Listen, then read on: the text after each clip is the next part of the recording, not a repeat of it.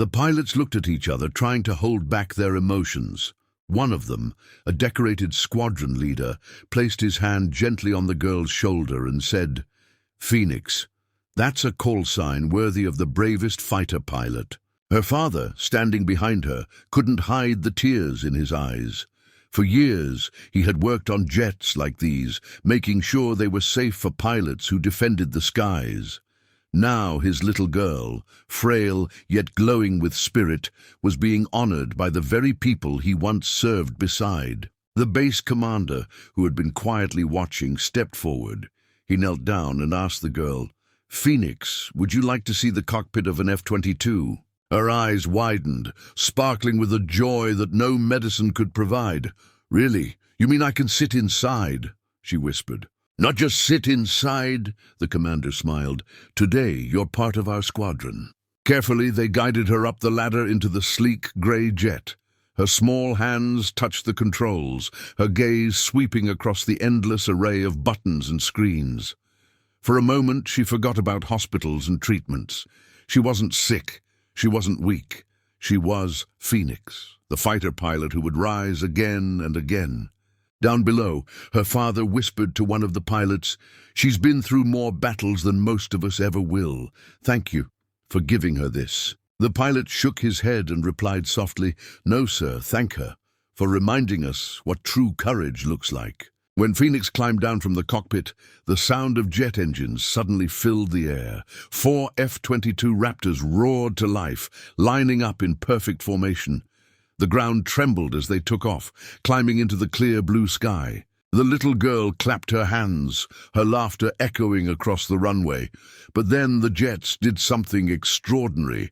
They soared high, split apart, and came back down in a flawless diamond formation. And then, as if the entire squadron had agreed without a word, they tilted their wings low, a salute reserved for the highest honor. Everyone on the runway stood still, watching in silence.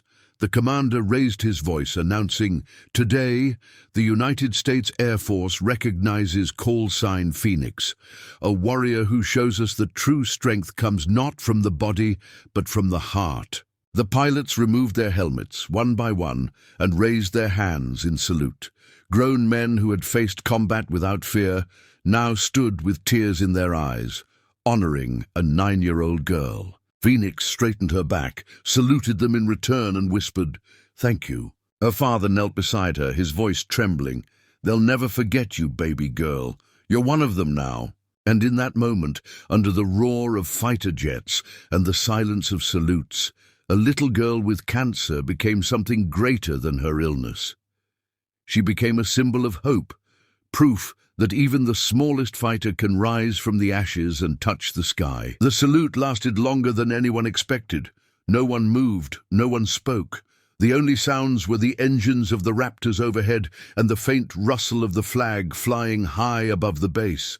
Every pilot on that runway knew they were standing in the presence of a different kind of warrior, a child who carried more bravery in her tiny frame than some carried in a lifetime. Phoenix looked up at them, her small hand slowly lifting to return the salute. The gesture, though simple, made hardened Air Force veterans swallow back tears. A 9-year-old girl battling cancer had just become part of their brotherhood, their sister in arms. The base commander broke the silence, his voice carrying across the runway. "Phoenix, today we don't just honor you as a guest. We honor you as one of us. You may be 9 years old, but you've shown courage greater than any uniform could ever represent." The squadron leader stepped forward, unhooking a patch from his own flight suit. He knelt down and carefully placed it in her small hands. The patch was embroidered with the wings of the squadron and their motto, "To the skies, we rise." "This is yours now," he said softly. "Whenever you feel tired, whenever you feel scared, remember, you are Phoenix, and like your name, you'll always rise again." Her father's shoulders shook as he watched the moment unfold. He had spent decades maintaining fighter jets, ensuring pilots could soar safely. Never in his life did he imagine those same pilots would one day honor his little girl in such a way. The Foundation staff quietly wiped tears from their eyes. This was supposed to be just a base tour for a child fighting cancer. Instead, it had turned into a moment of history, a memory that every airman there would carry with them forever. As the sun dipped lower, casting a golden glow across the runway, the Raptors above performed one final maneuver. They climbed high into the sky, then split apart in a classic missing man formation, a tribute normally reserved for fallen heroes. But today, it was flown for a little girl who was still fighting, still rising. Phoenix gasped, her eyes wide, her voice breaking with awe. "Daddy, they did that for me." Her father crouched down, pulling her into his arms. His voice trembled, but his words were steady. "Yes, baby, they did it because you're stronger than you know, and because even warriors in the sky see the fire in you." The commander stepped closer, placing a firm hand on the father's shoulder. "She's a reminder to all of us that no matter the battle, whether in the skies or in life, what matters is the heart to keep fighting." Phoenix leaned her head against her father's chest, still clutching the squadron patch. Her smile was tired but radiant, a smile that lit up the entire runway. In that moment, everyone understood.